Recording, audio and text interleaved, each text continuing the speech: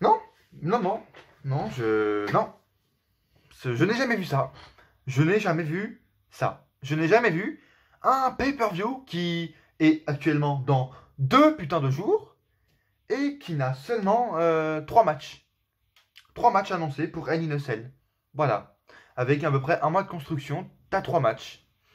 Faudra combler 3 heures avec 3 matchs. Écoutez, j'ai envie de vous dire, cette fois, on ne pourra pas dire qu'il n'y a pas assez de temps pour les matchs. Hein. Là, ils pourront bien mettre des entrées longues pour Bray Wyatt, pour Becky Lynch. Ils pourront bien faire des matchs de 25 minutes, hein, normalement. Normalement, parce que là, t'as 3 heures à combler, mon pote. Donc, tu peux y aller. Au niveau des entrées, au niveau des pyros, tu peux y aller, mon pote. Vas-y, tu peux construire l'arène, la Hell in a Cell en direct. Tellement t'as du temps. Ça, non, sans déconner, ça fait 6 ans.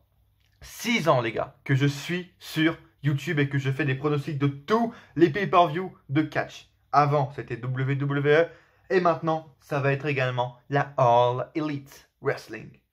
Et même NXT à un moment donné. Bref, 6 ans que je suis sur YouTube et je n'ai clairement jamais vu un pay-per-view avec aussi peu de matchs. Croyez-en mon expérience, sans déconner. C'est un truc de malade mental. Les mecs n'en ont rien à foutre. Enfin, en plus, c'est un truc que je me disais, tu vois, quand j'ai vu il y a un mois et quelques que Hell in a Cell, ça allait être début octobre, je me suis dit déjà, bon, pourquoi c'est début octobre alors que 3 semaines avant, t'as un pay-per-view qui était Clash of Champions. Mais en plus, je me disais, ils sont un peu cons, parce que les mecs savent que cette semaine-là, actuellement, c'est la semaine la plus importante dans le catch depuis au moins 20 ans. Et les mecs savaient, il y a quelques mois, que NXT allait débuter là, en octobre, en septembre, ils allaient débuter, ils allaient faire leurs 2 premières heures en direct à la télé cette semaine. Les mecs savaient également, depuis au moins un an, que SmackDown allait débuter sur Fox le vendredi, cette semaine-là. Ils savaient qu'il allait avoir du changement cette semaine. Ils savaient peut-être pas qu'il allait avoir la All Elite, mais ils savaient qu'il allait avoir tout changement. Ils le savaient. Pourquoi ils nous ont attaché, greffé un pay-per-view à cette semaine? Je ne comprends pas. Je n'en ai aucune idée. Ça ne veut pas être ce ne sera pas un pay-per-view. Ils vont peut-être rajouter, sans déconner, 3 matchs. Là, ce vendredi à SmackDown, avec les 2 heures, avec les 53 légendes qu'on attend, ils vont peut-être nous booker un The Rock, je sais pas quoi. Hein, ils auront peut-être le temps de, je sais pas, nous mettre un Bayley contre Lita, comme ça, parce que bon, le retour, les légendes, il faut marquer l'histoire. J'en sais rien. Mais c'est assez choquant. Là, je vous avoue que, pour une fois, on n'aura pas trop de matchs. Hein. Je pense que si on a plus de 6 matchs, c'est déjà un truc de malade, en fait. Mais d'un côté, les potes, cette vidéo pronostic est historique. Elle est historique, vous savez, ça fait 6 ans, comme je vous l'ai dit, que je fais des vidéos, et je n'ai jamais vu un pay-per-view avec aussi peu de matchs. Donc déjà, c'est historique, et ça me moustille un peu, parce que c'est un peu comme une réécrite, je peux faire n'importe quoi. C'est quoi, ça? Je me fais n'importe quoi, je peux parler de tout et de rien là-dedans, parce qu'on s'en bat les couilles du pay-per-view. On peut imaginer n'importe quoi dans cette putain de vidéo, tout peut arriver, les potes. Ladies and gentlemen, please welcome into the WWE Hall of Fame, Class of 2019, Hell in a Cell. Oui, elle est partie ce matin. Pas besoin de me rappeler dans les commentaires, c'est déjà assez dur. It's been a long day without you, my friend. Vous voyez pas ce qu'elle a, les potes. Ce qu'il y a là ici, c'est un truc dont on n'a pas parlé depuis longtemps sur la chaîne. Ça fait des mois et des mois qu'on n'a pas fait de vidéo dessus, les potes. Mais je trouve que c'est le moment, c'est l'instant. Préparez les épices, les gars. On se retrouve tout de suite pour le retour des cartes à m'attaque. C'est parti, les gars. On a 2 boosters ici. J'en ai encore quelques-uns à ouvrir. On va en ouvrir 2 pour pas perdre trop de temps, voilà. Ah, ça fait plaisir, je vous. Ah, ça sent tellement bon. Vous savez l'odeur des catch. Vous savez l'odeur des cartes de catch, comment ça sent. Et c'est juste historique, c'est légendaire. Cette odeur de cartes de catch. Et comme d'habitude, je m'emmerde toujours à ouvrir un putain de paquet de catch parce que je sais rien faire de mes mains. Bref, regardez, on commence avec qui? Avec Rhino, les potes. Et bim, c'est seulement l'un des deux titres qui sera défendu. Et il le cède. Est-ce que c'est une prédiction, une prémonition? J'en sais rien. Tiens, le retour de James Ellsworth, parce que je vous rappelle, cette édition des quarts de catch est la 10e. C'est l'édition anniversaire des 10 ans des boosters Slam Attack, donc elle est historique. On n'aura pas des catcheurs actuels de maintenant, mais on s'en bat les couilles. Sami Zayn, très très cool. Le pauvre qui devrait déjà partir et aller à la All Elite. The Ultimate Warrior, une carte, les gars. Comment elle s'appelle? Flashback, super. The Undertaker de la période que tout le monde connaît, c'est-à-dire 2009, la période historique, bien sûr. Des quarts de catch en France.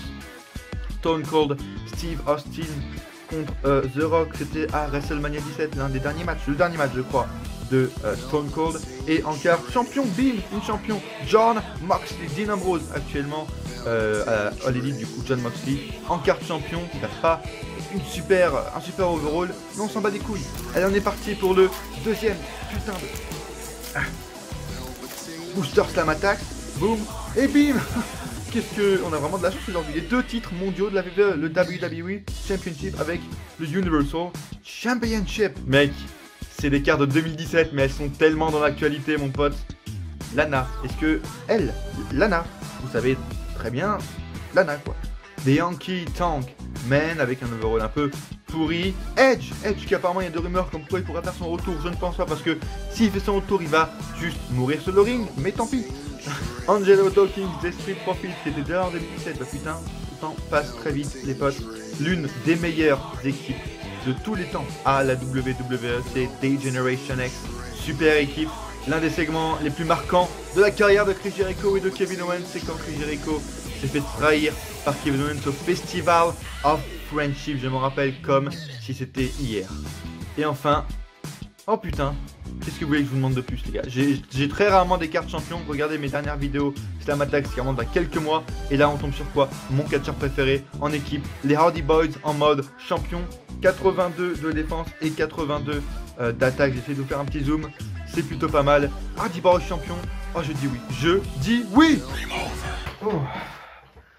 Eh bah dis donc, je vous l'avais dit, on a plein de trucs à faire, c'est comme une récré, ce genre de vidéo, pronostic, c'est comme une récré les potes, on a que 3 matchs à faire, et ben on va faire plein de trucs pendant ce temps, pour faire passer le temps tout simplement avec moi. N'hésitez pas à vous abonner à cette chaîne les gars, Darren Nis4, si vous avez aimé ce que vous voyez, si vous aimez ce que vous voyez actuellement, n'hésitez pas à vous abonner et bien sûr activer la cloche, c'est super important pour recevoir les notifications des prochaines vidéos qui vont sortir. C'est hyper important d'activer la cloche maintenant si ce n'est pas déjà fait. Même si vous êtes un ancien abonné de la chaîne, ça se dit pas, j'ai fait la liaison entre anciens et abonnés. Bref. Et laissez un like si vous aimez ce que vous voyez, bien sûr, c'est hyper important pour tout simplement aider à la visibilité de la chaîne et pour construire une réelle communauté sur cette chaîne. Et bien sûr, laissez-moi en commentaire les pronostics de ça et il ne scelle. Laissez-moi en commentaire vos pronostics de ces 3 matchs. Hein. Et bien sûr, n'hésitez pas à aller checker, si ce n'est pas déjà fait, et si vous le voulez, les dernières vidéos de la chaîne. On a d'abord la dernière en date, c'est la review de AEW, le premier show de la All Elite, et j'ai beaucoup de choses à redire dessus. Si vous avez vu la vidéo, vous le savez déjà, mais c'était un bon show, mais il y a beaucoup de choses à voir et qui diffèrent de la WWE, et donc j'ai été un peu choqué, tu vois. Bref, allez voir ma review de All Elite maintenant. Si vous voulez savoir ce que j'ai pensé des shows de la All Elite, du début de Jack Swagger à la All Elite, des pubs, des putains de pubs en pleine attaque, allez voir cette vidéo, je vous la conseille. Et bien sûr, si ce n'est pas déjà fait, la review de Raw, les gars, qui est sortie, qui est un peu longue. Mais si vous voulez revoir le Darren en mode attaque, tu vois, en mode critique as fuck, il était revenu ce lundi soir dans la review de Monday Night Raw. Ça dure 49 minutes, mais 49 minutes de bonheur en mode critique Raw comme on l'a rarement fait ces dernières semaines. Et voilà, merci les gars de me suivre actuellement et de vous abonner bien sûr si ce n'est pas déjà fait, si vous aimez ce que vous voyez. Partagez la vidéo un maximum et la chaîne un maximum sur les réseaux sociaux parce que sur la communauté, sur la chaîne bien sûr, Darren Nis4, pardon, on veut créer une réelle communauté. Et écoutez... Maintenant, la récré, entre guillemets, est passée. Même s'il peut encore se passer des choses hein, jusqu'à la fin de la vidéo. Mais je pense qu'on a fait, une bonne récré, là. On a fait une bonne récré. Donc écoutez, on y va. J'ai même pas la page Wikipédia sur moi parce que je pense que j'ai assez de mémoire pour retenir 3 matchs. Mais écoutez, honneur aux dames, on va dire. Becky Lynch défend son titre de Raw face à Sasha Banks dans un match Hell in a Cell. Et c'est super cool. Après, encore une fois, comme je vous l'ai dit, déjà il y a 2 semaines, est-ce que je suis devin? Je ne sais pas. Mais la construction, les storylines, tu vois, elle s'était arrêtée déjà il y a 2 semaines. Un match qui était super stylé à Clash of Champions qu'on a vu, qui s'était terminé sur un résultat parfait pour moi avec un double décompte, enfin une disqualification, bref, t'as compris. Et une rivalité qui était également cool depuis SummerSlam, malheureusement qui s'est déjà terminée depuis 2 semaines. Hein, comme je vous l'ai dit, je ne sais pas si je suis devin ou pas, mais il y a 2 semaines, je vous ai dit que c'était la fin des rivalités avec tout ce qui se passait à Raw, le début de SmackDown sur Fox, le changement en NXT, bref. Et bah je me suis pas trompé, hein. Je pense pas qu'il va se passer 10 000 choses à SmackDown entre Sasha et Becky. Bon, écoutez, la rivalité s'est terminée déjà il y a 2 semaines et elle était plutôt pas mal. Moi j'ai bien aimé, même si je trouve que Sasha Banks n'était pas assez agressive. Elle faisait des matchs qui servaient à rien alors qu'elle aurait dû juste prendre le micro chaque semaine et détruire physiquement et verbalement Becky au micro tout simplement. Elle l'a tabassé, elle l'a déjà fait il y a 2 semaines, mais il fallait qu'elle le fasse toutes les semaines. Bref, le match, j'ai vraiment hâte, j'ai très hâte pour parler un peu sérieusement dans cette vidéo.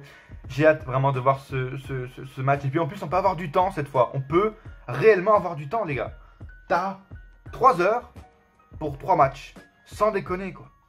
Mec, donnez-nous au moins 25 minutes comme le Charlotte contre Sasha Banks, je veux un truc aussi historique. Et c'est ça également que je regrette, c'est qu'on n'a pas eu une rivalité assez basée sur l'histoire. Parce que ce match est assez historique, c'est seulement le 2e Hell in a Cell féminin de l'histoire, tu vois. Donc bon, j'ai hâte de voir ce qui va se passer.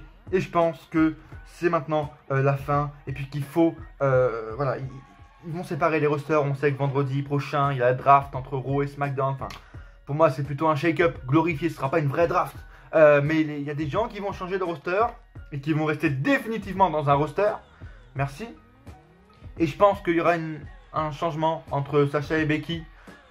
J'espère et je pense qu'il y aura un changement. Est-ce que Becky va retourner à SmackDown?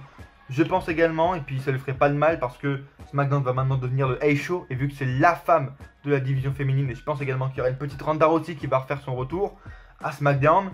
On peut avoir des trucs plutôt cool à SmackDown s'il y a Becky. Donc pour moi, Sasha Banks prendra ce titre de Raw et deviendra la dominatrice de Raw et la nouvelle championne féminine de Raw. Au moins, enfin, j'ai envie de dire, parce qu'elle le mérite. Elle le mérite tellement, oui. Elle mérite, elle mérite. Avant-dernier match, déjà, c'est con parce que dans ce pay-per-view, t'as 2 tiers des matchs qui me hype. Vraiment, c'est con qu'il y ait juste 3 matchs du coup. Mais t'as 2 tiers des matchs qui me hype. Et celui-là fait partie des matchs qui... Ah, ça va être compliqué de s'y intéresser. Mais bon, il y a Daniel Bryan, c'est toujours ça. Du coup, Bryan et Roman Reigns en équipe, bien sûr, affrontent Eric Rowan et Luke Harper, le revenant des morts. Le mec est sorti de... Je sais pas où, le mec là. Vince McMahon l'a appelé parce qu'il voulait un match par équipe avec Roman Reigns. Je sais pas ce qui s'est passé dans sa tête. Bref, Luke Harper est là. Et il va être en équipe du coup avec Eric Rowan. Écoutez, la fin d'une rivalité historique, hein, j'ai envie de vous dire. Parce que Vince McMahon avait un début de storyline pour cette rivalité. Mais il n'avait pas de fin, tu vois. Il n'avait pas de fin du tout. Le mec s'est dit, ok, on va mettre en avant Roman Reigns après une attaque, tu vois, et tout. Et moi, j'étais hype au départ. Je me suis dit, putain, ça fait longtemps qu'on n'a pas vu des attaques dans les backstage avec une vraie enquête derrière et tout. La dernière en date qu'on a eue et qui était très bien, d'ailleurs, c'était Big Cass contre Enzo Amore. Le fameux heel turn de Big Cass. C'était en 2017. C'est pour vous dire à quel point ça date, tu vois. Et c'était très cool. Au départ, on est tous partis avec une bonne intention. En plus, c'était Roman Reigns, donc on s'est dit que ça va être cool. Même si c'est une storyline importante qui va s'écarter un peu du main event, même si c'est au sens figuré qu'il s'écarte du main event parce que le mec, chaque putain de semaine à SmackDown, faisait le main event de SmackDown justement, chaque semaine. Et quand c'était pas lui, c'était Shane McMahon. Donc bon, voilà, le mec s'est écarté un tant soit peu du main event au niveau du titre mondial. Mais bref, les storylines étaient bonnes pendant quoi? Pendant 3 semaines. Pour qu'on nous dise en fin de compte c'est Rowan. Ah mais non mais c'est pas Rowan et en fin de compte si c'est Rowan. Bref, je pense que voilà, le truc final, on va pas se le cacher, c'est juste mettre en avant Roman Reigns. Donc écoutez, qu'est-ce que vous voulez que je vous dise? Le match va être plutôt potable. Je pense qu'il va être potable. On a eu Bryan, ça va être un peu overbooké parce que Roman Reigns, parce que Bludgeon Brothers se sont formés. Et ils sont agressifs, Bludgeon Brothers. Je sais même pas si c'est un... Est-ce que c'est un match no DQ? Est-ce que c'est un match normal? Est-ce que c'est un match en cage? J'en sais rien. J'en sais rien du tout. On va regarder le soir même ce que ça va être, du coup. Et puis voilà, on va prendre facile. Hein, on va prendre pronostic facile, ce qui est sûr de se produire, je pense. Victoire des Babyface. Enfin, du Babyface, Roman Reigns. Et du twinner, du heel, du face, Bryan. Et j'espère vraiment pas que Bryan fera son face turn ce soir, enfin ce dimanche plutôt à Hell in a Cell. On a vu ces dernières semaines, il tournait un peu autour du pot, est-ce qu'il est face, est-ce qu'il est heel ou pas. Là il s'est allié avec Roman Reigns, j'espère vraiment juste qu'il s'est allié avec Reigns pour péter la gueule ensemble des mecs qui l'ont trahi, vraiment, et qu'après, dès le vendredi prochain à SmackDown, il pète la gueule de Roman Reigns et que ça parte en rivalité entre les deux, je ne sais pas. Bref, je ne veux pas, je vous le redis, hein, je l'ai dit à SmackDown, à Raw, je ne veux pas que Daniel Bryan passe face. Il est heel, il est devenu heel depuis un an, il est très bien, c'est un des meilleurs heels à SmackDown, laissez-le en heel, s'il vous plaît. C'est tout simple, je m'en fous, faites une victoire de Roman Reigns, déguisez-la comme vous voulez, je m'en bats les couilles. Le truc final, c'est que je veux que Bryan reste heel. Et puis voilà, le main event, tout de suite.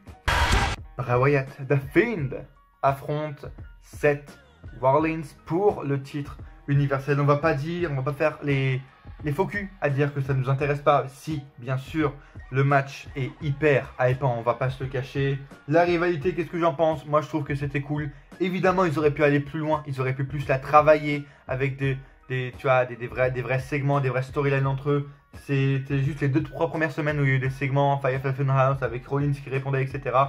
Mais ça suffisait. Avec les attaques de Bray Wyatt, ensuite jusqu'à la dernière semaine, ça suffisait. Vraiment, ils auraient pu plus la travailler, bien sûr. Mais vu que Bray Wyatt est un nouveau personnage, juste ses attaques, ça fait vraiment flipper. Et ça me fait réagir. Vraiment, à chaque fois que je vois Bray Wyatt arriver, The Fiend, ça me fait flipper. Et puis, je suis content, tu vois. Je me dis, il va se passer quelque chose. Et ça suffit. Pour l'instant, il n'y a pas besoin de faire plus. Bray Wyatt qui attaque dans le noir, Rollins et tout. Rollins qui se chie dessus à chaque fois. C'est bon. Franchement, il n'y a pas besoin de plus faire. Ça suffit largement pour ce match-là. En plus, on sait qu'est-ce qui va se passer, vraiment. Est-ce que ce sera un squash de Bray Wyatt? Est-ce que ce sera un vrai match? Est-ce qu'il y aura des interventions? Est-ce que ça se terminera sans match, sans vainqueur? Comme l'année dernière, haha, MDR, trop drôle, Brock Lesnar. Moi, personnellement, ce qui me fait chier avec ça, c'est que Bray Wyatt, bien sûr, mérite le titre universel, etc. Il n'y a pas de souci avec ça. Mais le truc, c'est que c'est un peu le mec qui a le moins besoin actuellement du titre. Et je vous l'ai dit directement à SummerSlam dans la vidéo review ou pronostic, je sais plus, que j'espère qu'ils vont pas le faire monter trop vite. Parce que là, il y a eu une petite, un petit temps mort avec Bray Wyatt dans le mois de septembre. Il n'y a pas eu grand chose. Enfin, du moins jusqu'à Clash of Champions. Et ensuite, je me suis dit, est-ce qu'ils vont le mettre directement dans la course au titre? Et c'est ce qu'ils font. D'un côté, c'est pas mauvais parce que le mec le mérite. Et puis, voilà, c'est bien. C'est bien, le mec le mérite. Mais il va faire quoi avec ce titre? The Fiend n'a pas besoin d'un titre. Vraiment, The Fiend n'a pas besoin d'un titre du tout. Et puis, le truc en plus, c'est que si le mec a le titre universel maintenant, quand il le perd dans 3-4 mois, ils font quoi avec lui? Ils peuvent pas le mettre plus haut. Parce que le titre universel, c'est le truc le plus haut. Ils peuvent pas le mettre plus haut. Au pire, ils le font affronter Undertaker ou Brock Lesnar au Rumble ou à Mania, tu vois. Mais après, l'année d'après, ils en font quoi? C'est ça en fait. Et c'est pour ça que j'ai pas envie qu'il ait le titre universel maintenant. Parce que ça veut dire qu'il aura déjà atteint le sommet en seulement 3 mois d'existence pour le Fiend. Ça me ferait un peu chier. Du coup, moi, je mise plutôt sur une victoire de Rollins avec, je sais pas, une intervention. Braun Strowman, Pélo, j'avais pensé. Braun Strowman, pour moi, dès que The Fiend a attaqué Braun Strowman, il y a quoi? Il y a 3 semaines ou 2 semaines à Raw, tu vois, il a fait le Mandible Claw. Je me suis dit, ok, il y aura un triple menace à Hell in a Cell et c'est le truc parfait pour faire peine de Fiend sans le décrédibiliser, tu vois. Et je pense quand même, malgré qu'il soit pas là, que Strowman, ce dimanche, dans le main event, sera dans cette équation, sera dans l'équation du match et qu'il interviendra, je sais pas comment, mais je sais pas, il détruira la cage, il la soulèvera, Braun, trop fort, et il attaquera The Fiend ou pas. Mais clairement, je vois une intervention et une conservation du titre de Rollins avec soit un double countdown, soit une victoire de Rollins par une intervention, je pense, de Strowman. Donc, intervention de Strowman avec, j'espère, un match également qui soit un vrai match, entre guillemets, parce que ce que j'ai peur également avec le film, c'est qu'on fasse que des squash après squash. Donc j'espère que ce match également sera un vrai match, tu vois, de 15 minutes à peu près, avec le temps qu'ils ont en plus cette fois. Et puis voilà, on finit sur une intervention pour que ensuite le Fiend ait tout simplement une storyline, une histoire après ce match. Et puis ça va être cool. Et puis voilà, merci les gars, merci de m'avoir suivi, parce que c'est la fin déjà de cette review. Je sais pas combien de temps elle aura duré, peut-être 25 minutes, j'en sais rien. Bref, merci de m'avoir suivi, n'hésitez pas à laisser un pouce bleu sur cette vidéo si vous avez aimé ce que vous voyez, et faites vos pronostics les potes dans les commentaires sur ces 3 matchs qu'il y aura. Il peut se passer des choses, hein. J'ai essayé de vous le démontrer pendant ces 15 minutes, j'ai essayé d'être un peu long parce que faut bien combler les potes. Bref, merci de m'avoir suivi, abonnez-vous si ce n'est pas déjà fait, activez la cloche bien sûr et partagez un maximum sur tous les réseaux sociaux cette chaîne pour que la communauté d'Arène Ennis Catch s'agrandisse les potes. Et à coup sûr, on se retrouve dans une prochaine vidéo. Ou pas.